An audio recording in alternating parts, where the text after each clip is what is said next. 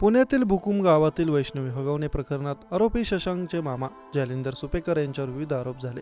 हगवणे कुटुंबातील सदस्यांना नियमबाह्यपणे शस्त्र परवाना मिळाला असल्याचे समोर आले होते. या प्रकरणात हगवणेचे मामा IPS जालिंदर पहिल्यांदाच मौन सोडला आहे. व्हॉट्सअपच्या माध्यमातून त्यांनी आपली भूमिका स्पष्ट केली. हगवणे कुटुंबाच्या चर्चित प्रकरणात शस्त्र परवाना देणाऱ्या अधिकाऱ्यांविषयी विविध माध्यमातून चर्चांना उधाण आलं.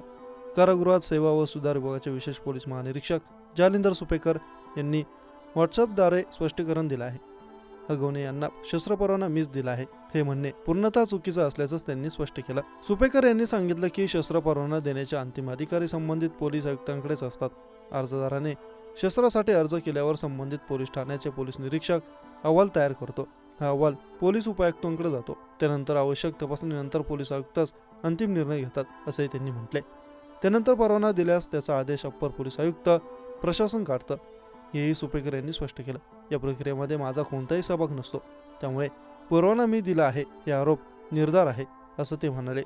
गैरसमजातून माध्यमांत प्रसिद्ध होणाऱ्या बातम्यामुळे मानसिक त्रास होत आहे असंही सुपेकर यांनी नमूद केलं. विनाकारण माझी बदनामी थांबवावी अशी स्पष्ट आणि ठाम मागणीही त्यांनी केली आहे. वैष्णवीचा नवरा शशांक आणि दीर सुशील यांनी चुकीचे पत्ते देऊन शस्त्र परवाना मिळवला असल्याचं समोर आलं होतं.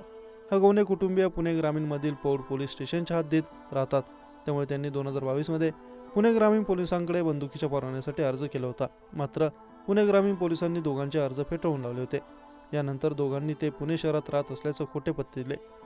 आपण भाड्याने राहत असल्याचं दाखवण्यासाठी त्यांनी भाडे करार तयार केला. शशांक हगवणे हे वारजे आणि सुशील हगवणे हे कोथरूडला राहत असल्याचा पत्ता सादर केला. या बनावट पत्त्यावरील शस्त्र परवान्यासाठी सुपेकर यांनी मदत केली असल्याचं समोर आलं.